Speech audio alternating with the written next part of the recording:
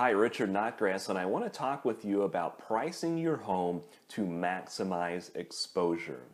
And this is one of the biggest mistakes that I see listing agents make right behind crappy pictures and horrible product development. They screw up the pricing of the home. And I'm not talking about overpricing the home or an inappropriate valuation. I'm talking about the $299,000 house. What's going on here? What are they doing? Basically, they're implementing what's called an impulse purchase pricing strategy.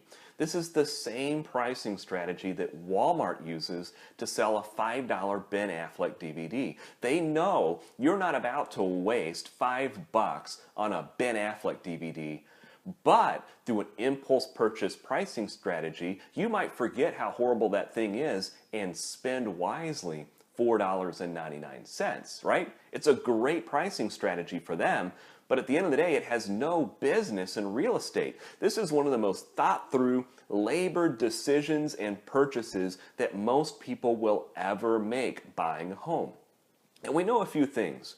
We know that our buyers are online. They're finding the properties that they ultimately end up purchasing through websites like Zillow, Trulia, Realtor.com, HotPads, Movoto, and they're going in and they're plugging in all their search criteria that they're looking for a 4-bedroom, 2.5 bathroom house, 2,500 to 3,000 square feet in a specific school district. And we also know that they have a pre-approval letter that says they can spend up to $300,000, but they also need to set a lower parameter or else they pick up all these properties. So this buyer is in the $250,000 to $300,000 range. So if your house is listed at $299,000, you've done a great job coming up in the very top end of the $250,000 to $300,000 buyer.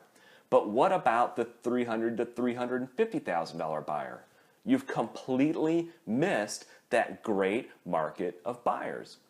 So it's why I do what I call riding the fence or listing at the major breakpoints. Instead of listing at $299,000, I'm going to list that thing right on the line at $300,000. I've just doubled my market exposure. I'm now appealing to the $250,000 to $300,000 buyer, but I'm also appealing to the $300,000 to $350,000 buyer. And let me go further to say this. I'd much rather appeal to the $300,000 to $350,000 guy. Because for him to buy a $300,000 house, he already feels like he's getting a good deal. He's going to be much less likely to come in and haggle me down to like $282,000. And furthermore, that deal has a much better likelihood of making it all the way through final underwriting with the lender and getting to the closing table. And here's why. When a bank issues a pre-qualification letter, it is just that. It is a pre-qualification letter. That transaction still has to make it through final underwriting. All the numbers have to work out, all the ratios have to work out, and for somebody spending at the very top end of their affordability range, that deal has a good chance of not making it through underwriting at that price tag. So even though you've got a contract at $299,000, when it gets into final underwriting, it might be discovered that that pre-qualification letter never should have been issued. It might be discovered that those people can really only afford a $291,000 house. And the only remedy is for the buyer to either bring more money to closing, which they probably don't have, or for the seller to lower the price.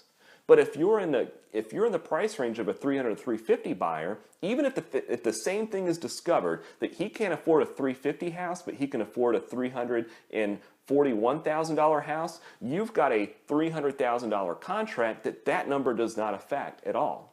So you always want to list your property right on the break points, and you always want to appeal to that upper echelon buyer.